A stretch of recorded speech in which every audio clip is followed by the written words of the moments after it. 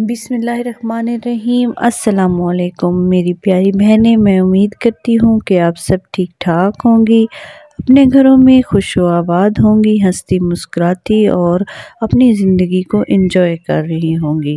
جو میری بہنیں مجھے سن رہی ہیں، اللہ پاک آپ سب کو اپنے حفظ و امان میں رکھے، آپ سب کو خوش رکھے، اپنے گھروں میں ہنستا مسکراتا رکھے، اپنے بچوں کے ساتھ خوش و آباد رکھے۔ اور جو میری بہنیں میرے ذمے اپنی دعائیں لگاتی رہتی ہیں، اللہ پاک آپ سب کو اپنے گھروں میں خوش و آباد رکھے، آپ کی جو بھی نیک دلی حاجات ہیں وہ تمام پوری فرمائے، اور جو دعائیں آپ ذمے لگاتی ہیں اللہ تعالیٰ وہ تمام قبول فرمائے۔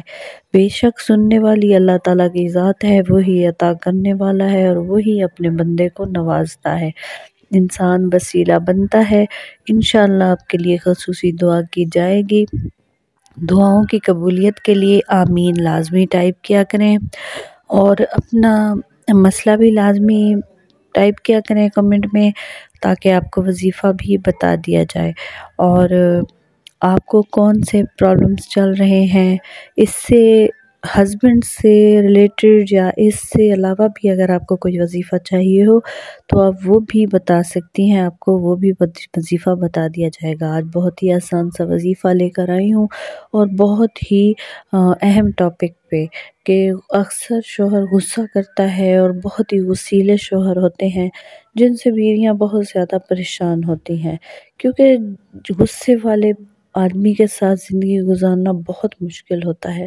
اس کو کسی چیز کے لیے بات کرنا یا اس کو انڈرسٹینڈ کرنا بہت مشکل ہوتا ہے۔ اس کو کسی بھی بات کرنے سے ڈرتی ہے عورت، بہت زیادہ ڈر لگتا ہے کہ کوئی بھی بات کہیں گے آگے سے غصے میں آ جائے گا، سنے گا نہیں، صحیح سمجھے گا نہیں۔ تو اس وجہ سے غصے والے آدمی کے ساتھ بہت زیادہ مشکل زندگی ہو جاتی ہے۔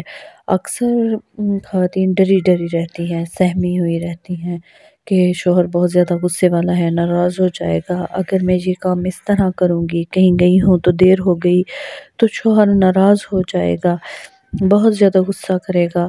تو آپ کو ڈرنے کی ضرورت نہیں ہے، آپ آج سے یہ وظیفہ کرنا شروع کر دیں، انشاءاللہ آپ کے یہ تمام مسئلے حل ہونا شروع ہو جائیں گے۔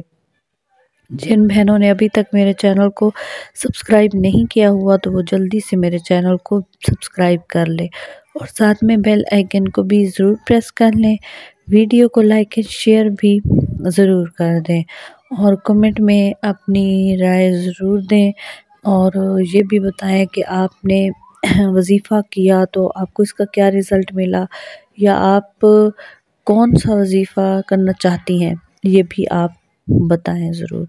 اور یہ وظیفہ بہت ہی آسان ہے، آپ نے کرنا ایسے ہے کہ عشاء کی نماز کے بعد آپ بالکل سکون سے بیٹھ جائیں اور آپ پڑھیں یا منان یا منان یا حلیمو، یا منان یا حلیمو، آپ نے یہ ورد کر لینا ہے۔